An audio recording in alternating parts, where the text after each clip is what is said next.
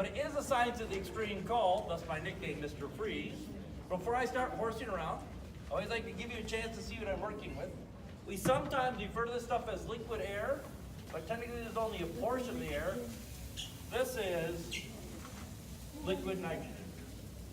That's it. It's just a clear liquid. In fact, if you didn't know better, you could actually very easily mistake that stuff for water. Now, there's a few things that we notice right off the bat that do seem a little different. First of all, what's this stuff coming up here? Fog. It's fog. Don't you see your breath of water? Same effect. Only this is caused by the fact that the liquid in the bag is so called that it's condensing water vapor out of the air around us. What's happening to the liquid in the bag? Bubbling. It's bubbling because it's boiling. It's boiling because everything's so hot that everything makes it boil. My glove is so hot to that liquid that my glove makes that liquid boil. Just like electric iron makes water boil, my glove makes that liquid boil. Well, here's where you help me out. If you want to know something, what do you have to do to ask a question? As I go through the show, I'm going to regularly go like this. What I want you to do is ask me the question, how cold is it? So let's give that a try. How cold is it? It's so cold, it makes a snowman shiver. How It's cold so is cold, it turns Smurfs blue. How cold is it? It's so cold, it thought the polar vortex was a heat wave. By the way, I didn't hear any of you kids come up and thank me while you were coming in here. I mean, I was the guy that gave you 2 days off school a month ago, right? This guy that did that. Well, if you want to know the temperature of something, what you actually need to know is a thermometer. And I have a thermometer here, about 70 in here, very nice. But actually pour this liquid on my thermometer, so it actually measures something. So pour this liquid right on my thermometer like that, so it measures something that's really hot. So liquid nitrogen is about 45 degrees. No, what happened? Negative 45 down here. What happened?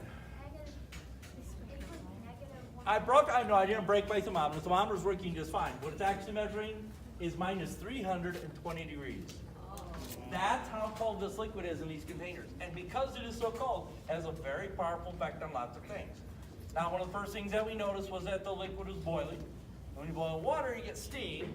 This isn't water, this is nitrogen. So what am I going to get when I boil nitrogen? Nitrogen gas, or basically air.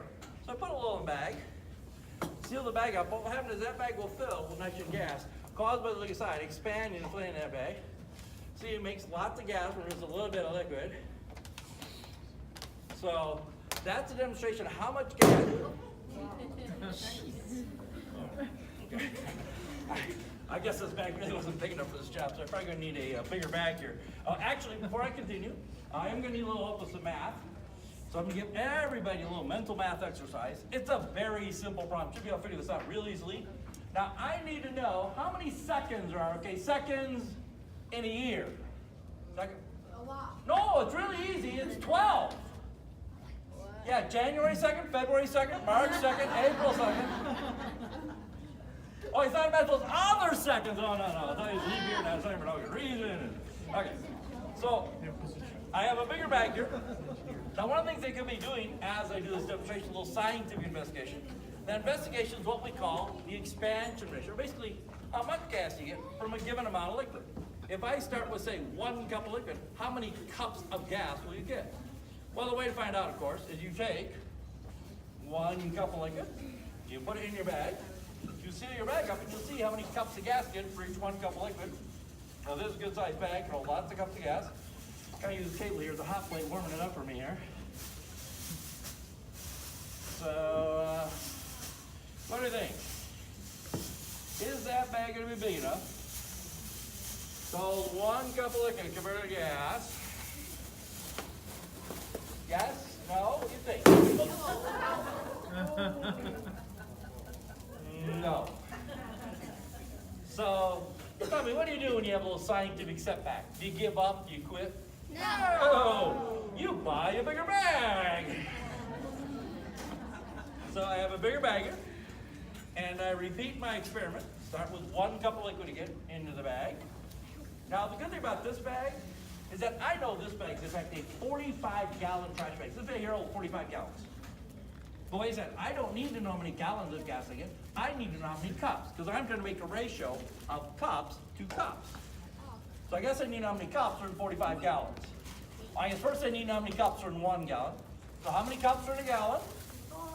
4 quarts. 16 cups. We dropped right past at 8 pints. That was great. 16 cups per gallon. 45 gallons of lemonade. Okay, 16 times 45 is a little trickier. So is this bag going to be big enough? So 1 cup of liquid converted to gas. 16 times 45. Going once, you better hurry up. 16 times 45. Going twice.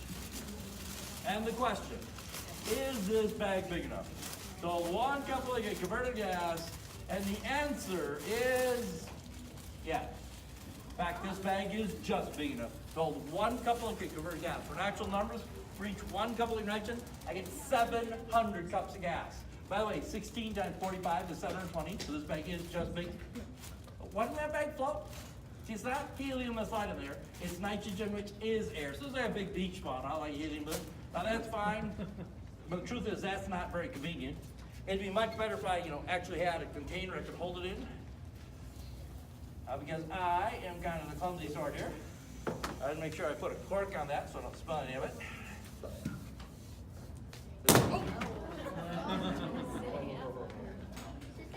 So that's what happened. Okay, that's what happened. Okay, actually, this is kind of a neat way to demonstrate another principle of science. And that's how I kind of turn things around a bit and do it this way. Catch!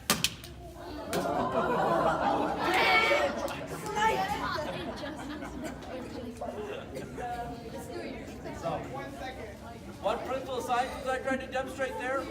Rocket propulsion. The reason why the bottle flies away because it is just like a rocket.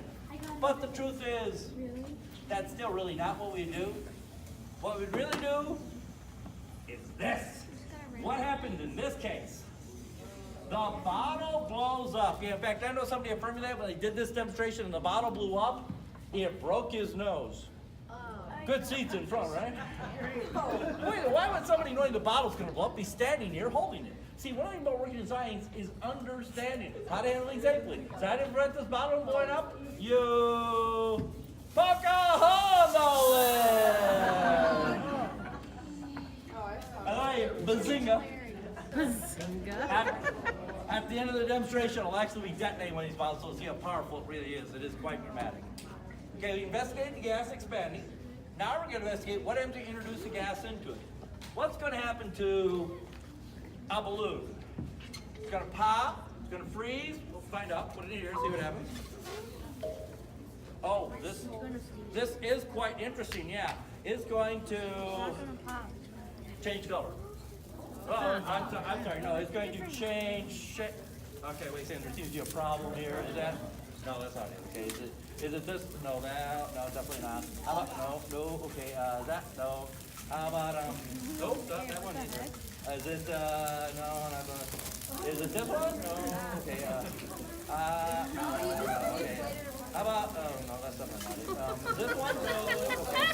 How about, are you sure? How about, is it, no. What color is that balloon I started with him? Wait a minute. Red, oh, there it is, okay. The air inside those balloons collapses that 700 times, 390 days. Once they bring the balloons out, the air inside warms back up, re-expanding, re-inflating to the same shape size before it started. That's the reason all these balloons are able to fit inside Tater, because the air inside had collapsed that 700 times. Oh, and sort of an odd timing. I recently got done working on an experiment at Fermilab, and this is the truth, okay? The name of that experiment called the dark side. I was working for the dark side.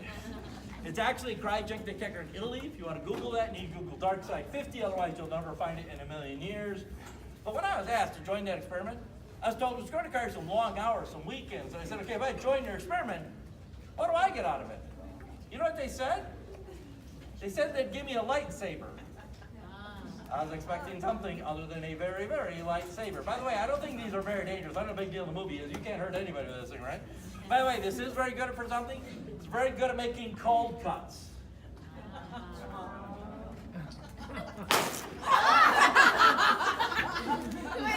My God. By the way, you do, let me straighten them out here. You do know what this is, right? You do know what this is, right? Yeah. A dog? It's a special type of puppy dog. Hot, you're not watching. It's a puppy dog. It's a chili dog. I killed him. That's okay, I was going to eat him later anyway. So.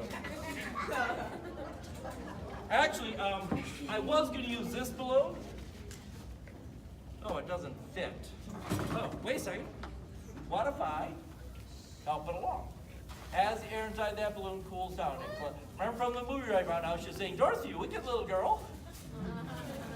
As the air inside that balloon cools down, it collapses by himself. What about a more rigid container? This is a regular bottle, has a regular cap.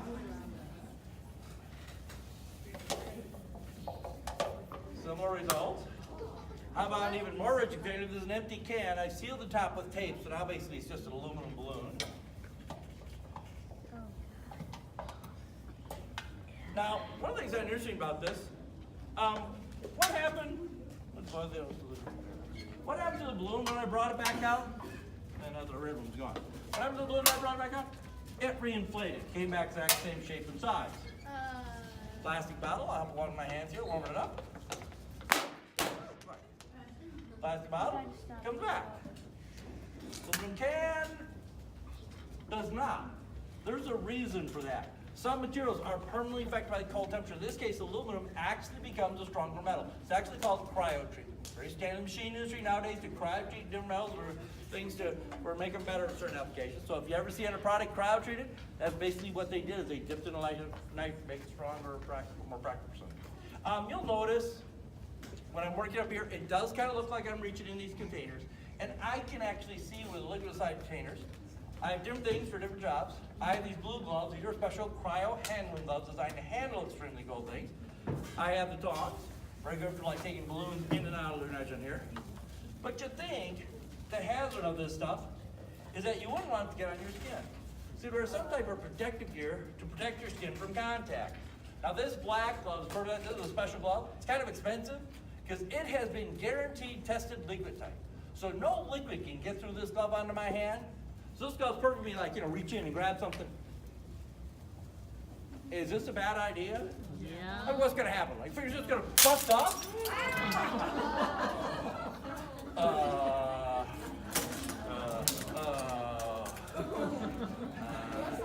I didn't actually lose any fingers in this. But this glove isn't very good at working at cryogenics because this glove itself changes into something that's in fact much more like glass. In fact, why do you think I'm wearing this white glove? Because of the cold temperatures? No, because if I did that with glass, what would happen to my hand? I cut my hand. Do you know how hard it is to explain to people how you cut your hand on a rubber glove? Tell me a piece of it. But what would really happen if I put my hand in there? If I put my hand in there for a few seconds, I'd get in my hand what is called a cryo burn. Very similar to a fire burn thing. Body physiology going on. In fact, 2 minutes later, all the skin would peel off my hand. Because it burns skin off the hands, anybody stuck in a fire. Actually, my hand in there for about 5 minutes, it would freeze solid. Now, as compared to those TV shows and movies you've seen, you do not shatter like glass. That's not the way the body is. But having said that, what in the world would I be thinking of? Look at my hand. Why can I not put my hand in there? But I can hold it in the hand here. Now I can kind of demonstrate that by doing this. What happens when I pour this liquid on the stage?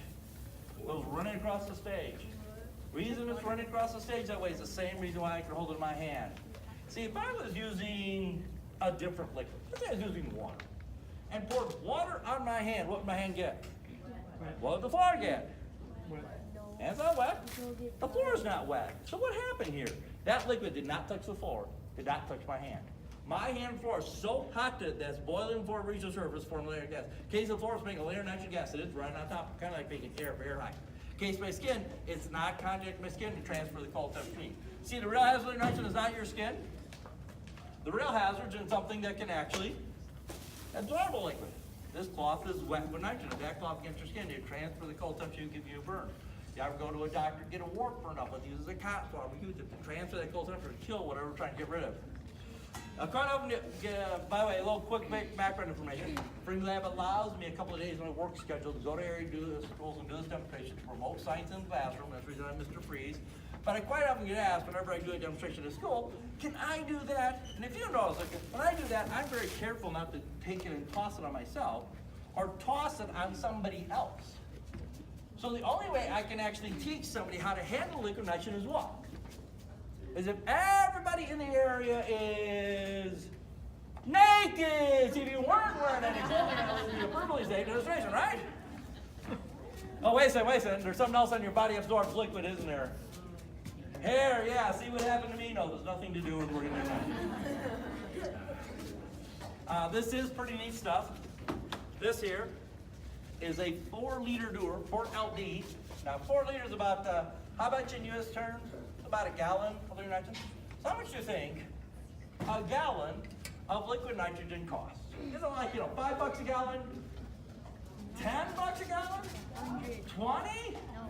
Try $1 a gallon. In fact, in really large quantities, like we get a Fermi lab, we get liquid nitrogen for 25 cents a gallon delivered. So why is it so cheap? First of all, where do you get it from? The air. Oh, that's what I'm throwing around here, going in the air, you're breathing it all in. To be so kind of breathe it all back out again, it's just a recyclable. Secondly, what do we really need out of the air? Oxygen. Liquid nitrogen is much more valuable. Nitrogen is kind of a byproduct. Now, the good thing it is so cheap. We do use a lot of it there for a minute. Ever seen those big trucks go down the highway? Each one of those trucks holds 7,000 gallons. We use 2 of those trucks every day. But if companies use more, we do. In fact, you've eaten their stuff frozen in liquid nitrogen. They probably should put a sign on the door right next to the clown's face. Yeah, Ronald McDonald used liquid nitrogen to freeze that hamburger you ate last week. Ever wonder why it looks the way it does? I know. Not all bad. Okay, first off, it's 25 cents a gallon when you freeze out a hamburger for 25 cents. It's just nitrogen. You can dump a truckload of stuff directly on the food, and it will not affect the quality or safety of food. And the third reason McDonald's Corporation does it, I can demonstrate this way. I'm going to take and put some water in this bag. Now, this is kind of interesting demonstration by itself. And now I'm going to add some liquid nitrogen. Now, I have in this bag 2 liquids. One liquid is boiling, while one liquid is freezing. One liquid is going from liquid to gas at the exact same time. So which one is boiling? Nitrogen. Nitrogen. Which one's freezing? Water. What am I making? Ice. By the way, How cold is it's so cold it makes ice scream. Oh. Wait, that came out wrong. Wait, screaming ice. You just turn around the other way. That works out. Now this ice I am making here is regular standard water ice. Very odd shape to the way it was formed. But I also get the priority if I get a little smaller piece. This ice is so cold, this ice freezes to my skin. It's so far below 32 that it freezes to me before I melt it. Same idea, standard tongue to a flagpole in the winter. Don't do that, it really works. If you want proof, I'll show you the movie again. And again, and again. So what would happen if I tried to eat that ice? Freeze to my tongue, be pretty painful, yeah. So what in the world would I be thinking of with a marshmallow? Obviously, you don't have a campfire up here, so I have to use the next best thing, which is, of course, liquid nitrogen. So now the question is, what do you do with a very well frozen marshmallow? Now, some people have suggested I make s'mores, but s'mores are supposed to be mushy, and this is no longer mushy, it's not crunchy. So now the question is, what do you do with crunchy marshmallows? It's not make Lucky Charms. I'm really not sure what those things are. But actually, if you don't mind, I did not have a chance to have dinner on the way over here, so if you don't mind, I'll just kind of have this as a snack.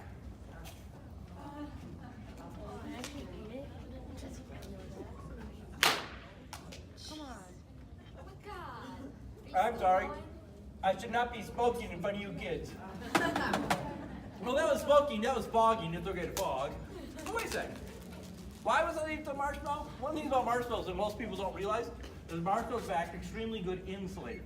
What insulators do is they don't transfer temperature. That's how you insulate your house. Well, marshmallows are almost good as the insulation you have in your house. Don't go home and insulate your house with marshmallows. All kinds of trouble ants. When a marshmallow is such a good insulator, it will not transfer the cold temperature to me well. Even though it's just as cold as the ice, I can take it out and eat it, and it will not give me a burn. Ice isn't near as good. It will transfer the cold temperature fast enough to give me a burn to be very painful. Now, quite often get asked, why in the world we use so much liquid nitrogen in front of them? And I demonstrate that with this. I have here a special track. This track is special in that this track is actually made out of extremely powerful magnets. And I have it to demonstrate a property material. We use a lot of it for lab.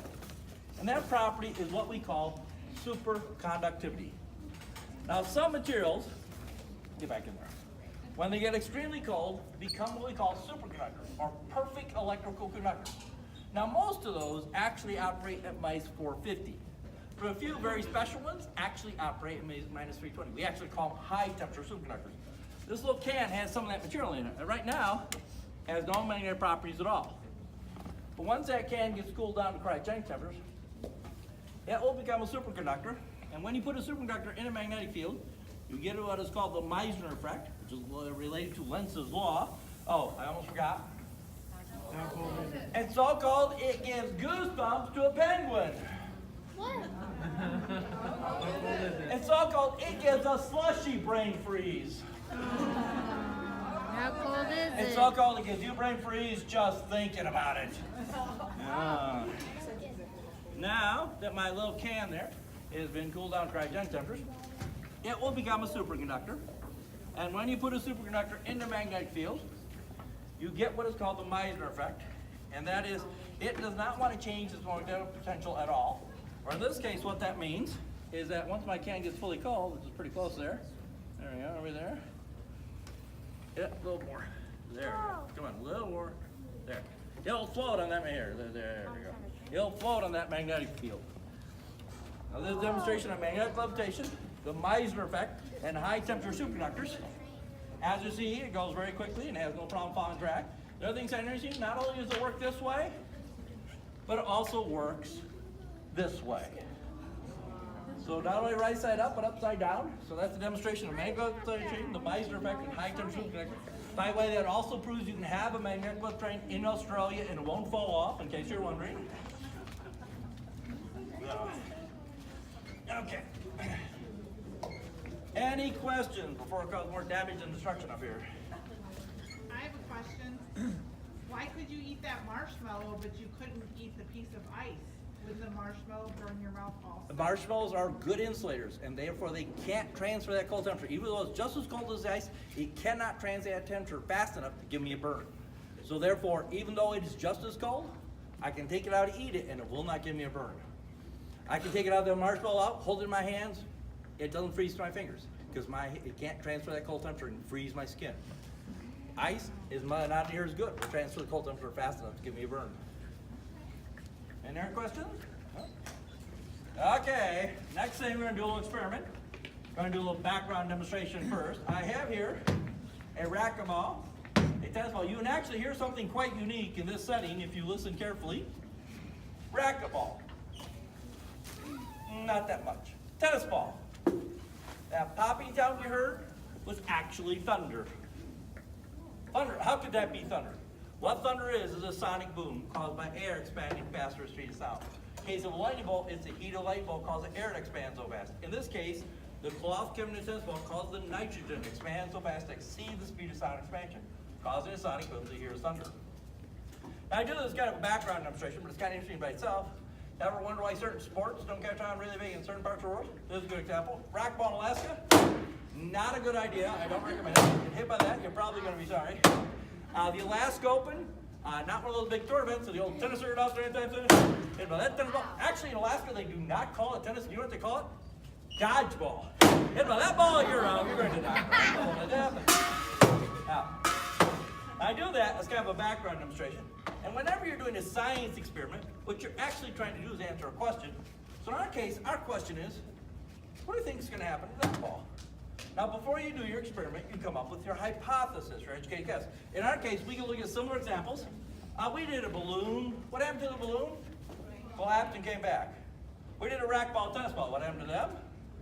And hard. So what do you think is going to happen to this? Is it going to collapse like the balloon, or get hard like the racquetball? How many say it's going to collapse like the balloon? How many say it's going to get hard like a racquetball, tennis ball? How many are not voting in this election? We'll do our experiment. Now, the reason why the balloon collapses, the air inside the balloon collapses. Does this ball have air inside of it? Yes, it does.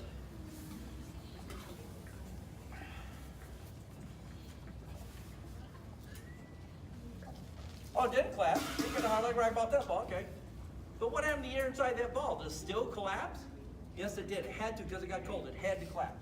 So now I have a hard little exterior with a collapsed gas or a vacuum inside. What does that make this like? No, I'm not voting. I'm pointing to a Light bulb.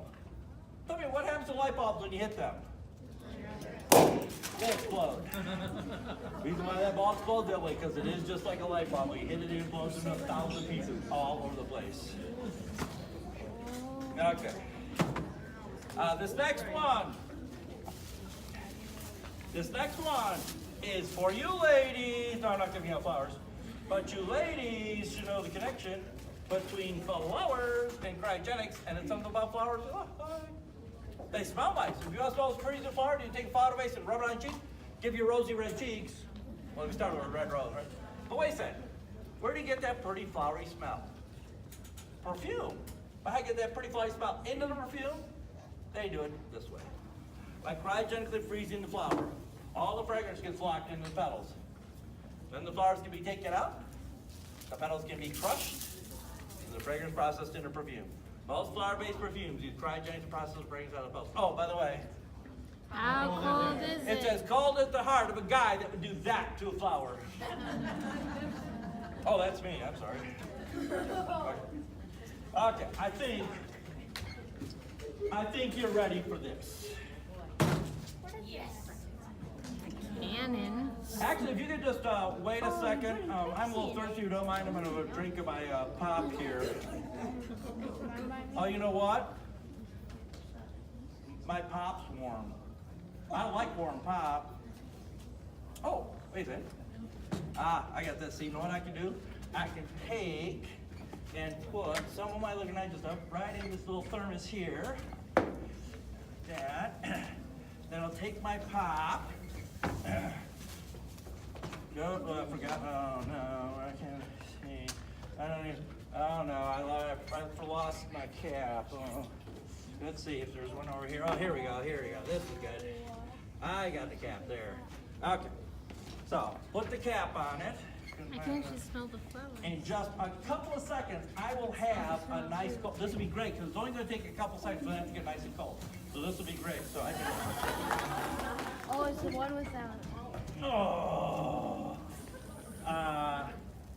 Well, the good news, my pop's cold. Oh, but now it's flat. I don't like flat pop either. By the way, if you're wondering what happened, at the point the pop reaches its freezing point, all the carbonation comes out of the liquid, causing it to come squirting out of the bottle. Hey, wait a second. Is that the reason why they call them fountain drinks?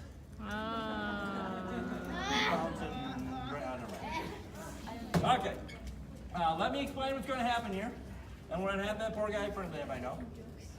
Basically what he did is he took one of these little plastic bottles, he put them in a nitrogen, put the cap on it, threw it in a trash can, stepped back, waited for it to go off. And he waited. And he waited. And he said, I must have done something wrong. So I lifted that trash can, see what's going on. That's when the bottle went off, hit him in the face, broke his nose. What he did not realize is A, how long it takes for it to go off, and B, how powerful it is. Without any help, this bottle takes 3 minutes to develop enough pressure explode. When it goes off, it has over 250 psi pressure. That's what this bottle is designed to withstand. When I was trying to figure out this demonstration for schools, I can't wait 3 minutes to see the bottle's going to go off. Okay, come with solution's 3-minute problem. Solution is pretty straightforward. I actually already showed you. What can I add to this bottle to make the nitrogen boil faster? Water. As you saw the Ziploc bag, this now makes the nitrogen boil so much faster. And now this bottle will take about 15 seconds. Now 15 seconds enough time to put it in the can, step back, but it isn't so long water, it's actually going to go off. Now a few things I need to advise you. First of all, that 15 seconds is only an approximation. I cannot count down 5, 4, 3, 2, 1, and go off. I mean, these bottles aren't manufactured in a huge precision. Secondly, when it goes off, it is extremely loud. So if you're sensitive to loud noise, you want to put your hand, it's safely loud, but it's extremely loud. And now comes the really bad news. I cannot shoot the cannon off in here. If I did, I would blow a hole in their ceiling, and for some reason, they don't appreciate it very much around here. So I had to come up with a solution of not being able to use a cannon in every given situation. Well, the solution to this problem is actually pretty straightforward. Instead of using a cannon, I use a cardboard box. Now, the advantage of a cardboard box is it doesn't shoot up, it explodes out. The other advantage of the cardboard box is because it's made of absorbent material, I mean it's made of cardboard, I can actually use a little bit bigger bottle and end up the same sound level explosion with a smaller bottle in the cannon. But in certain situations, with certain groups of people, I'm not even limited to the little bit bigger bottle. I can actually use the lot bigger bottle. Now understand, the bigger the bottle, the louder the explosion. So I will leave it up to you. How many of you would like to hear the little bit bigger bottle? How many of you would like to hear the lot bigger bottle? Now, somewhat surprisingly, almost everything remains the same. I still add water to this bottle to make the nitrogen boil faster. I still add nitrogen. And in about 15 seconds, they'll go off. The difference between, of course, instead of shooting a cannon off, it's going to blow that cardboard box to pieces. So, I need to be absolutely positive about just one thing, and actually I need to be positive about two things. You guys there need to go that way. All of you need to go that way. Just, okay, thank you. So, I need to be absolutely positive about just one thing, and that is, are you ready? No. Now that 15 seconds does not start until after I put the cap on the bottle, because that's when pressure actually starts building in the container. So until that time, there is no hurry. It's not until I do this, that now I have 15 seconds, and I cannot stop it.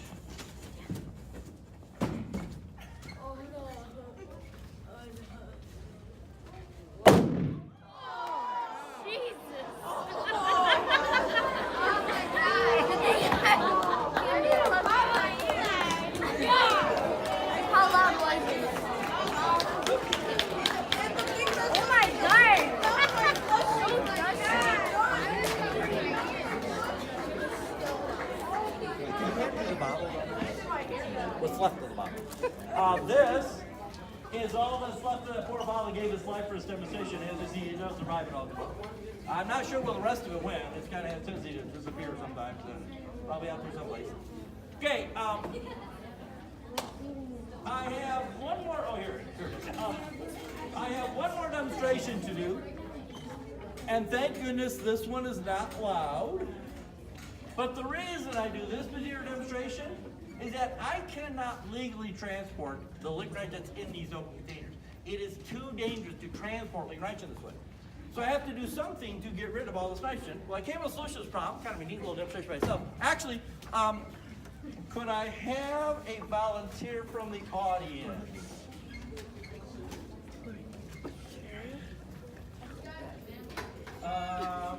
She's raising.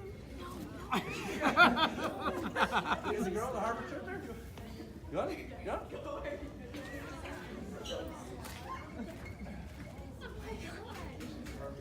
Yay!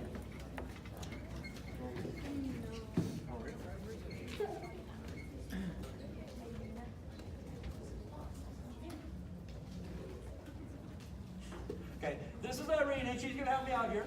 I have here a bucket of water and some salt solution. And Irina, if you could put a little bit of salt solution in the bucket of water, so you go ahead and you do that. I'm going to take the liquid nitrogen I have left up here and take it and put it in this bucket here. I'm going to take this here. Oops. And put it in the bucket like this here. Now, take this here. Now, for Irina, having done such a wonderful job there, I'm going to reorder with one of these, actually here. I'll just give you the.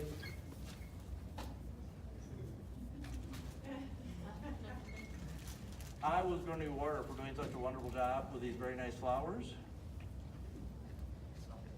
But I think I said a little. So, does that seem like a little soap to you? No. Does she still deserve the flowers? Yes. I don't know. I mean, oh, wait a second. The way to thaw my frozen heart. Thank you very much. Thank you. See, the idea behind this is pretty straightforward. By taking and mixing that soapy water with the nitrogen left there, we see some bubbles made. Obviously, it's very soapy water. Just kind of have to do this on the count of 3 type thing. A couple things before I continue. I have a Facebook fan page, a website. There's some neat slow motion videos up there, different parts of the show. Check that out. I have a blue flyer there. Feel free to take one. Some fun and great truck cryogenics and all that. So feel free to take one of those. But now I need to check a couple things. The first thing I need to check is, are you ready? Yes. The second thing I need to check in this case is, am I ready? No. Is Try it that gonna again, okay? explode? Are you ready? Yeah! I mean, not if Am it's I gonna explode. ready? No. How come I heard some yeah? Sometimes you can be, oh, I forgot, you kids don't know the word no. Yes, we do. Okay. So, on the count of three. Can it explode? Please don't. No. 1, 2, You're just 3. It's basically a giant elephant toothpaste. It's giant elephant toothpaste. Stuck to the ceiling. Mom, it's a giant elephant toothpaste. It smells good. Yeah, it smells good. Okay, I Well, guess you I had have your to shower. change my name to Mr. Bubbles here, okay? I always like to be sure that whenever I do these demonstrations that you kids get to leave this little demonstration with something. It's not a shower like I just got. What you're going to get to leave this little demonstration with is a little science homework assignment. No. No. I'm in the gifted and I don't like homework. It sucks. Actually, kids, I would almost be willing to bet you that you would have a really hard time not doing this homework assignment. See, your homework assignment has to do with where I work, Fermilab. Now, Fermilab's claim to fame is that we have some of the world's most powerful particle accelerators. We actually have one particle accelerator, and they shoot some particles right through the Earth to Minnesota. So how many of you have a particle accelerator at home? I have 5 in my house, so imagine you have one. So now the question is, what do you think you have in your house that's a particle accelerator? Any ideas? I do not have 5 microwaves. I can walk to the kitchen, get my own food. Okay, I'll make it easy on you. You watch it every day. Your cathode ray is electron gun. So your homework assignment, kids, is to do what we do there at Fermilab, and it's not watch TV, okay? Is to go home and operate your particle accelerator. You can handle that one, right? You didn't lose the remote, it still works, right? Okay, well, I hope you enjoyed the show and learned a little something along the way, so thank you very much.